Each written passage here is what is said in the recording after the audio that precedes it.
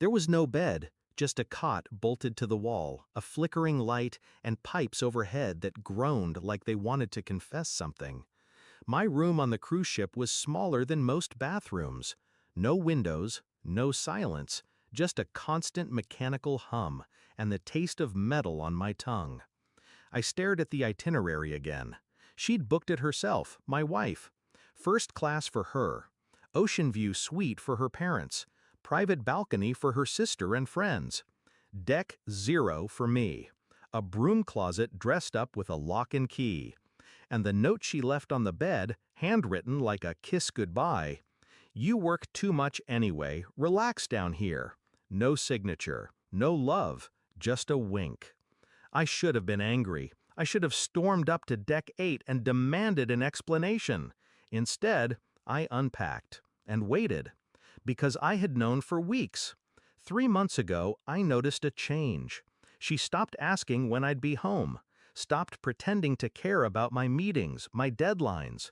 Her phone lived face down. Laughter came quicker around her friends, those women who smiled too wide when I walked in, then whispered as soon as I left.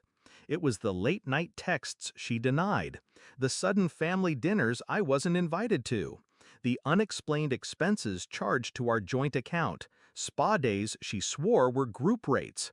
I wasn't jealous. Jealousy is rooted in fear, and I wasn't afraid, not of her. But I was curious. So I played dumb, smiled, let her believe I was too distracted with work to see her unraveling the threads. Until she invited me on this cruise, to reconnect. And I knew then it wasn't about love, it was about spectacle. I brought my work laptop, knowing it'd be a target. On day 2, I left it unattended in the lounge for exactly 6 minutes. Long enough for her friends, those designer-clad hyenas, to do what they thought would ruin me. They spilled a drink, accidentally. Oops, one of them cooed, smirking as she patted it dry. Guess you're fired now. They laughed like villains in a second-rate soap.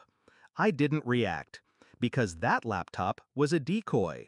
The real machine was air-gapped, encrypted, and bolted inside a custom case buried in my luggage, the one I brought onto the ship myself. While they mocked, I was uploading. Data, conversations, photos, backed up, logged, time-stamped, including screenshots of my wife's private group chat. Let's humiliate him on the trip. I'll make sure he's isolated. He'll be trapped in the janitor suite. LOL, he still thinks I love him. Their words, their planning, their mistake. And I wasn't alone. I'd already sent everything to the captain's office. 24 hours before boarding. Day 4. Formal night. She wore black velvet and smiled like nothing ever broke her. I wasn't at dinner. She noticed, just barely. Around 9:13 p.m., a quiet knock on my door. Not her, not security, the captain.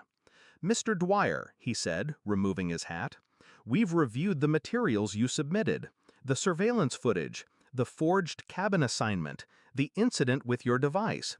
He didn't ask questions, just extended a gloved hand. "Your suite is ready, sir. Please allow me to escort you personally."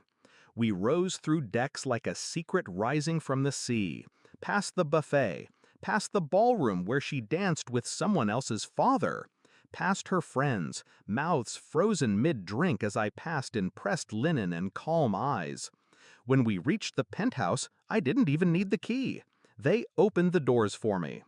The next morning, I was already on my private balcony when she stormed in. Rage in heels, confusion draped in perfume. What the hell is going on? I sipped espresso. Didn't answer. She grabbed my arm, her voice shrill and cracking. "You were supposed to be down there."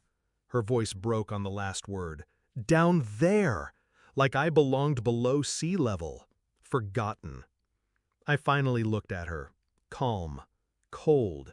The kind of cold that doesn't shiver, it sharpens. I handed her the folder. Thick, heavy, familiar. Inside, evidence of her messages, her mockery, the technical report on the laptop sabotage, and her signature on the cabin reassignment form. She flipped through it, page by page, her fingers trembling. "You were watching me!" "No," I said. "You made sure I did." Her voice fell into a whisper. "What are you going to do with this?" I leaned closer. "Nothing." She blinked. "What? I already sent it to your father." Her face went pale, and for the first time since the cruise began, she stopped smiling. She moved out the day we docked. No note, no call, just silence. Her friends? Ghosted, blocked, forgotten. Her father pulled funding from her business, quietly, brutally. She wanted me buried beneath the engine room. Instead, I left the ship at sunrise. No rage, no baggage, no regret. The ocean didn't even notice her leave. And me? I never needed revenge. Just a reminder. Some people only see your value once they try to throw you away. And I let her watch me rise from the deck she thought would drown me.